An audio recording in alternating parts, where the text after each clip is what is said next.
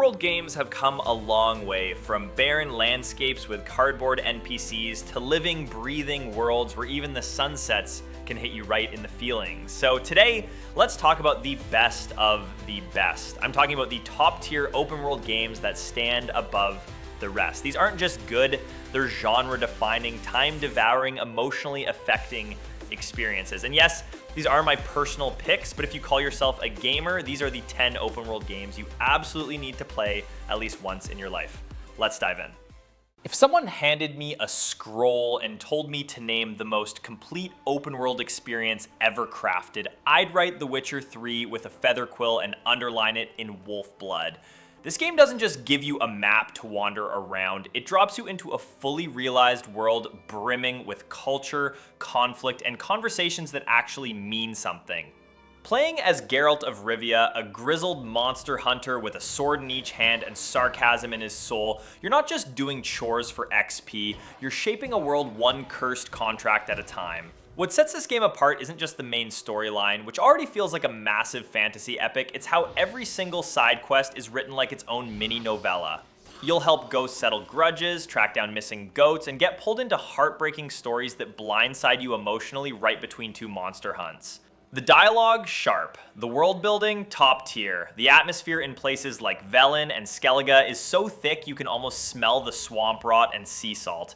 Add in a dynamic weather system, complex crafting, a romance system that lets you make very poor or very spicy decisions, and expansions like Blood and Wine that could be full-priced games on their own. This game just keeps on giving.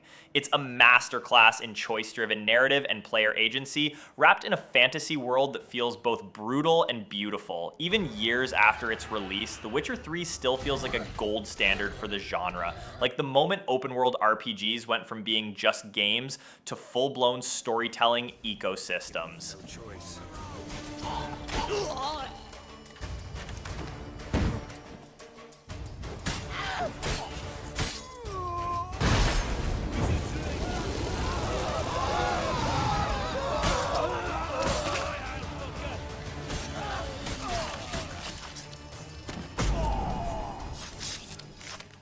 Ghost of Tsushima is one of those rare games where simply walking around feels like an act of meditation. It doesn't bombard you with HUD clutter or waypoints, it gently guides you with the wind, quite literally.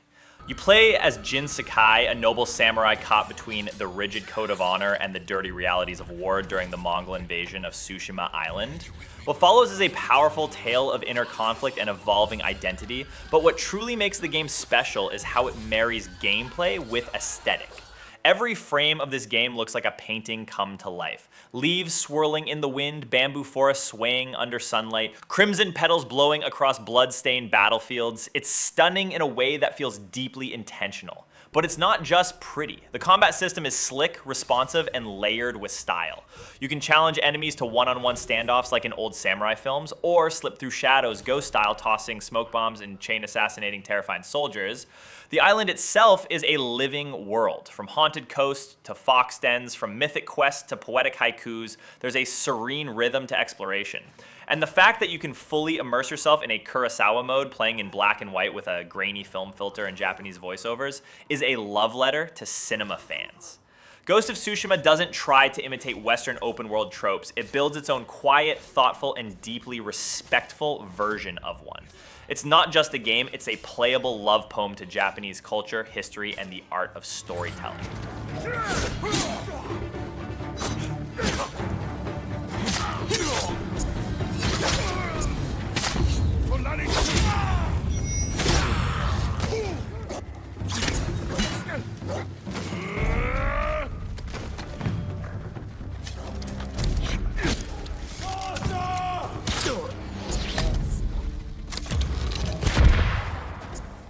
Elden Ring feels less like a game and more like waking up in a dream you're not sure you're ready for.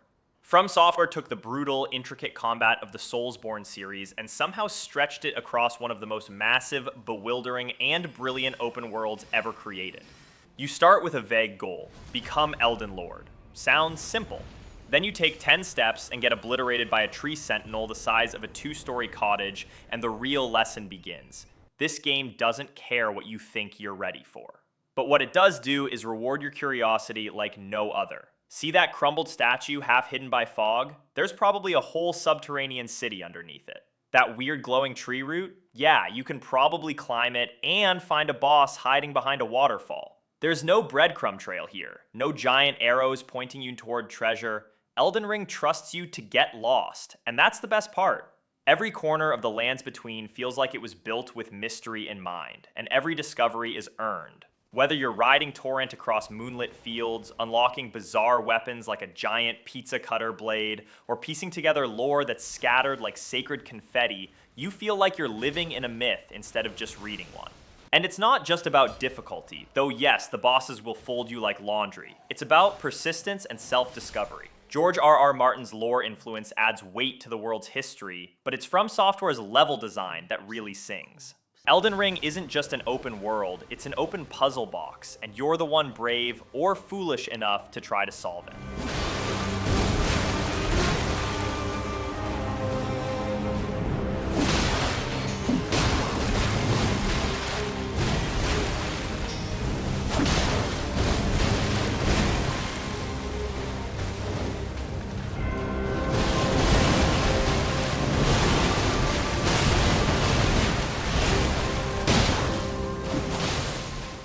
Horizon Zero Dawn is one of those games that makes you stop mid-combat, pan the camera around, and just go, what even is this world? It's a gorgeous blend of tribal survival and high-concept sci-fi, stitched together by one of the most original game premises in years. You play as Aloy, an outcast with a bow, a mysterious past, and the courage to take on robotic T-Rexes. That's right, robotic dinosaurs, and you fight them with wires, trip mines, and flaming arrows. If that alone doesn't sell you, just know the game is packed with exploration, secrets, and one of the most interesting lore reveals in gaming. The open world is vast and varied, lush forests, arid deserts, snowy mountains, and it's not just for show. Every inch is packed with mechanical wildlife that behaves like real creatures, herding, scouting, or even ambushing you with terrifying efficiency.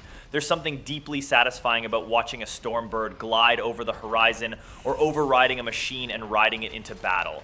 But it's not just about flashy combat. The world building here is rich, layered with the ruins of a collapsed civilization and clues to what went so wrong. You're not just surviving, you're uncovering the history of a world that feels both ancient and futuristic.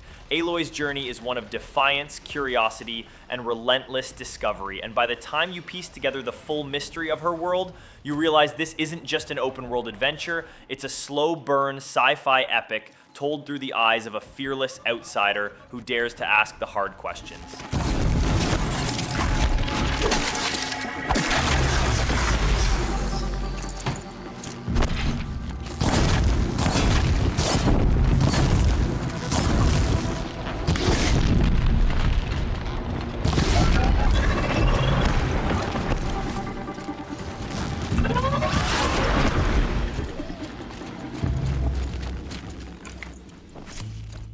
Final Fantasy VII Rebirth doesn't just rebuild a beloved classic, it explodes it into something new, vast, and emotionally layered. This is not your old school Midgar slums and blocky cloud strife. This is a reimagined, restructured Odyssey where familiar beats hit harder and unexplored moments bloom into entire chapters. The open world is no longer just a mode of transportation between towns, it's a dynamic, living space teeming with monsters, missions, minigames, and storytelling flourishes that would have been impossible back in the PS1 days. The bond between characters like Cloud, Tifa, Aerith, and Barrett gets more time to breathe, and their personalities shine in subtle, quiet, and sometimes deeply human moments, like struggling to fish or singing awkward songs in a village bar. Exploration feels natural, rewarding, and occasionally just straight up weird in the most delightful Final Fantasy way. The world offers not just side quests, but side stories that flesh out NPCs, towns, and factions with depth that elevates the entire experience. And yes, the combat system is a beautiful hybrid of action and strategy. You're not just button mashing, you're constantly balancing real-time movement with tactical party control. The visual fidelity is jaw-dropping, but it never feels like graphics for graphics' sake. Every environment, from grassy plains to cosmic temples, feels crafted with love and intent. Whether you're chasing chocobos across a field or diving deep into one of Sephiroth's cryptic memory fragments, there's a consistent feeling of rediscovery. It's familiar, yes, but never predictable. It's a game that manages to juggle nostalgia, innovation, and emotion without ever dropping the ball, and that for a remake is something pretty close to magic.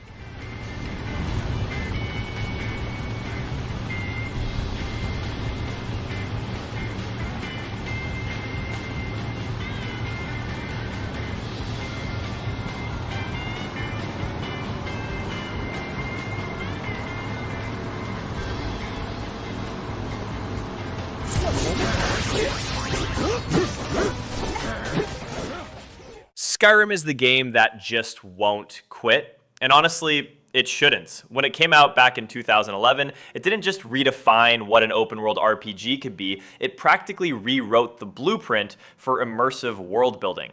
You're the Dragonborn, a chosen one with the voice of ancient dragons, but you can also spend 300 hours ignoring that fact while picking flowers, joining a vampire cult, becoming a werewolf, adopting kids, stealing cheese, or trying to throw cabbages at guards from rooftops. That's the magic of Skyrim. It's chaos wrapped in freedom, all layered under a blanket of Norse mythology and medieval politics. Every cave you stumble into might lead to a forgotten ruin, a necromancer's lair, or some cursed artifact that changes the course of your entire questline.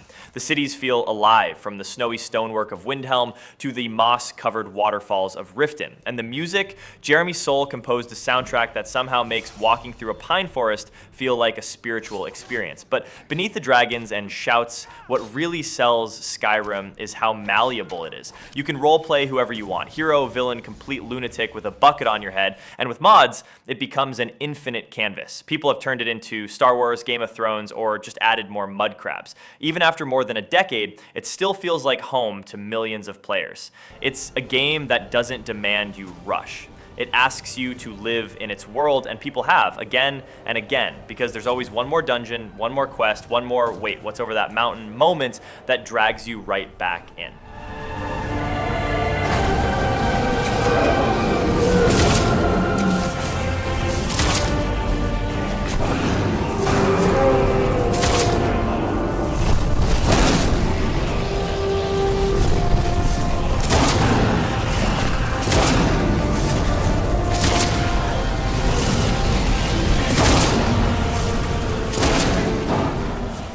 Cyberpunk 2077 had one of the most infamous launches in gaming history, but let's be honest, CD Projekt Red didn't just patch the game, they practically rebuilt it from the neon-lit ground up. Fast forward a couple years, and it's one of the most stylish, densely written, and emotionally engaging open-world experiences you can have. Night City isn't just a setting, it's a character, a pulsing, dangerous, beautiful character with chrome veins and a broken heart. You play as V, a mercenary trying to make it big in a city where fame is currency and betrayal comes with your morning coffee. The writing is razor sharp, loaded with satire, and the characters like Panam, Judy, and of course Johnny Silverhand, yes, Keanu Reeves, in full rockstar anarchist mode, feel raw and complex. The world is a vertical sprawl of flashing ads, narrow alleyways, rooftop hideouts, and seedy clubs, all packed with detail and dripping with atmosphere. You're constantly torn between main jobs, fixer gigs, hacking corps, upgrading cyberware, or just taking a moment to ride your motorcycle down a rain-slick freeway while synthwave bleeds into the skyline. It's fast, it's philosophical, it's messy in all the best ways. The Phantom Liberty expansion elevated everything to another level, proving the game still has storytelling gas in the tank. Cyberpunk 2077 is no longer a cautionary tale, it's a redemption arc done right. A bold vision of a future where humanity is lost, found, and lost again in the glow of neon dreams.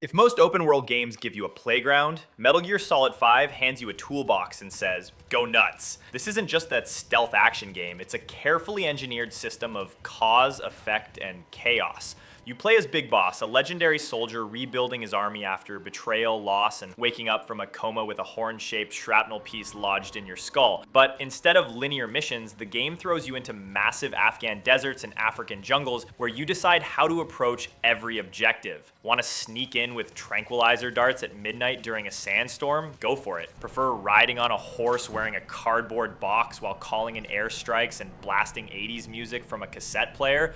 Also valid. The game doesn't judge you, it simply lets you invent your own brand of mayhem. Enemies adapt to your tactics. Keep headshotting, they'll wear helmets. Prefer night raids, they'll install floodlights. It's a living chessboard and you're constantly evolving with it. The real-time base management, buddy system, shout out to Quiet and D-Dog, and Fulton balloon extraction somehow make micromanagement feel fun. Sure, the story takes a few confusing turns, this is a Kojima game, but the freedom and mechanical polish are unmatched. It's a masterclass in dynamic design where every tiny decision, when to reload, when to retreat, when to toss a decoy balloon shaped like yourself, can shift the mission outcome. If there's ever been a game that proves player agency isn't just a buzzword, it's this one. Taking out the power system now will limit the enemy's activities at night.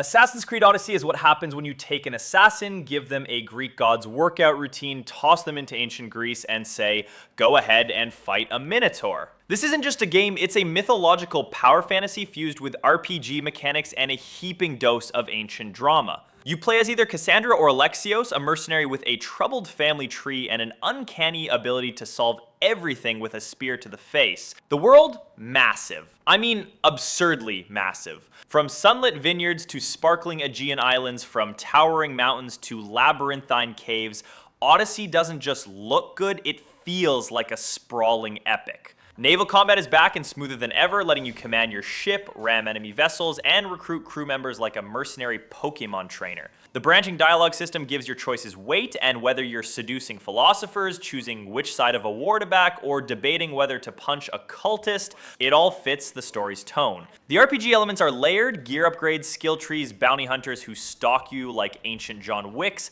It's all here, and the sheer absurdity of what the game allows you to do never feels jarring because it embraces its own over-the-top energy. Assassin's Creed Odyssey isn't about being historically perfect, it's about telling your own story in a myth-soaked sandbox that never stops giving you excuses to dive off cliffs and land in hay.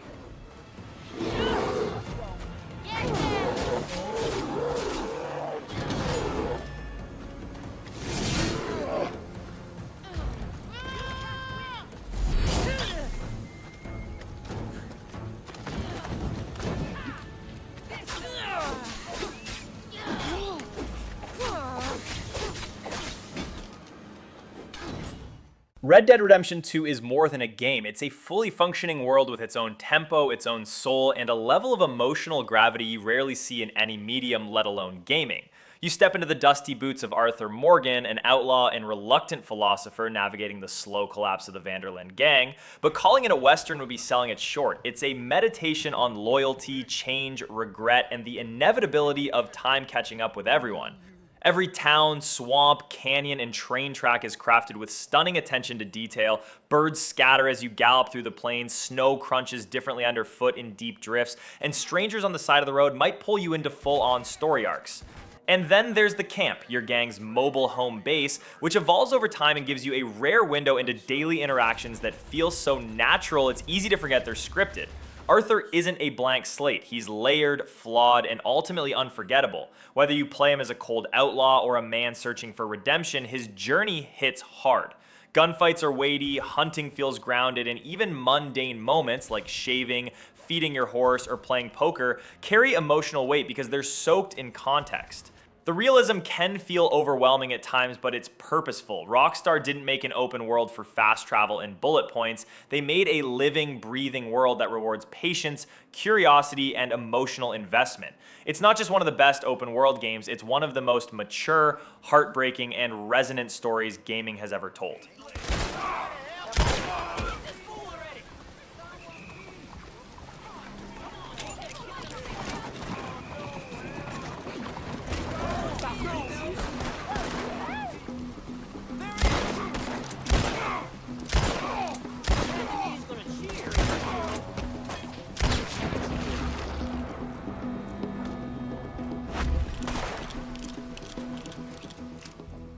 So there you have it, 10 open world legends that don't just fill your map, they fill your soul. Whether you're into epic fantasy, Wild West drama, or future dystopias, there's something here that'll hook you for hundreds of hours.